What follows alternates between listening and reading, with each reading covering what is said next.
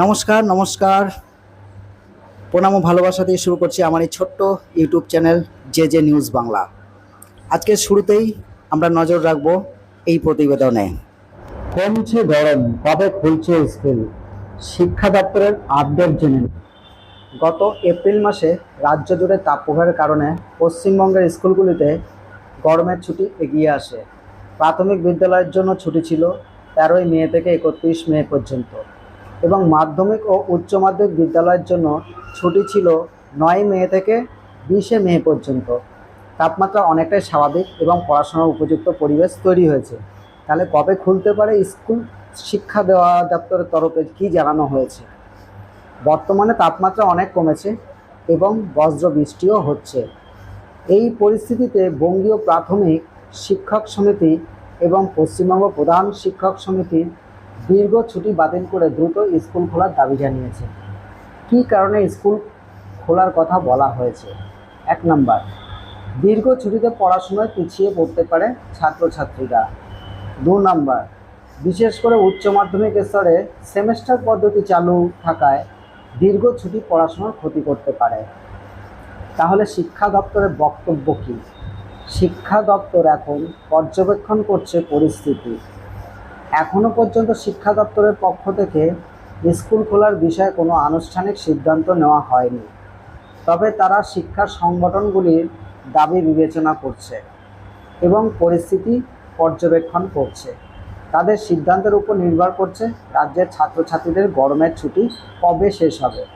তবে সর্বশেষ আপডেট হিসাবে জানা যাচ্ছে 2024 সালে পশ্চিমবঙ্গের স্কুলের গরমের ছুটি 3রা জুন পর্যন্ত বহাল রয়েছে।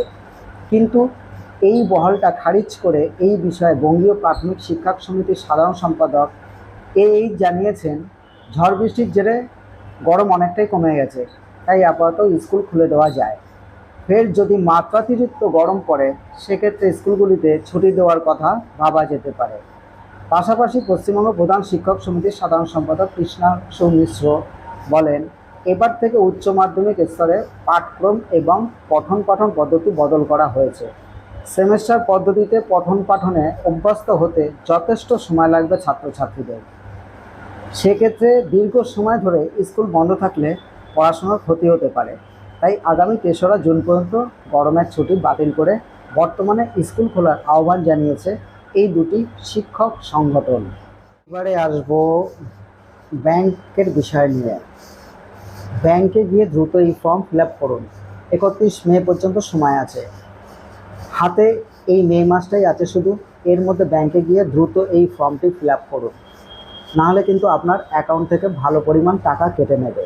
তাই যে ব্যাংকে আপনার অ্যাকাউন্ট আছে সেখানে গিয়ে ফর্ম 15G বা 15H ফিল আপ করুন। এখানে আমরা আসলে টিডিএস নিয়ে কথা বলছি। কর বা টিডিএসের কথা অনেকে শুনলে এটা ঠিক কী বা কীভাবে কাজ করে সেই সম্বন্ধে জানেন না। আয়কর দপ্তরের নিয়ম অনুযায়ী আগামী 1 জুনের আগে ব্যাংক অ্যাকাউন্ট ফর্ম 15G বা 15H ফিল আপ করতে হবে, না হলে ফিক্সড ডিপোজিট, রেকারিং ডিপোজিট সহ ইত্যাদি ক্ষেত্রে পাওয়া সুদের উপর 10% টিডিএস কেটে নেবে আয়কর বিভাগ। বিষয়টি আরেকটু সহজ করে বলা যাক। ফিক্সড ডিপোজিট, রেকারিং ডিপোজিট মিলিয়ে বছরে যারা 40,000 টাকার কম সুদ পান তাদের বিষয়টা নিয়ে চিন্তা করার কোনো কারণ নেই। কিন্তু এই সমস্ত নানান ধরনের অ্যাকাউন্টে রাখা অর্থের জন্য আপনি যদি গত আর্থিক বছরে অর্থাৎ মার্চ মাসের মধ্যে 40,000 টাকার বেশি সুদ পেয়ে থাকেন, শুধুমাত্র তাদের জন্য বছরে 40,000 টাকার বেশি সুদ পেলেই টিডিএস কাটে আয়কর বিভাগ। এবার আপনার যদি প্যান কার্ড না থাকে তাহলে 20% অর্থ ওখান থেকে টিডিএস হিসাবে কেটে নেওয়া হবে। আর যদি প্যান কার্ড থাকে কিন্তু ফর্ম 15G বা 15H এই দুটোর কোনো একটিও ফিল আপ করে না থাকেন, তবে আপনাকে 10% টিডিএস দিতে হবে আয়কর বিভাগকে। এই গোটা প্রক্রিয়া সারতে হবে 1 জুনের মধ্যে। যাদের বয়স 60 বছরের নিচে তাদেরকে এই টিডিএস কাটা ঠেকাতে ফর্ম 15G ফিল আপ করতে হবে, আর যাদের বয়স 60 বছরের বেশি তাদের টিডিএস কাটা ঠেকাতে ফর্ম 15H ফিল আপ করতে হবে।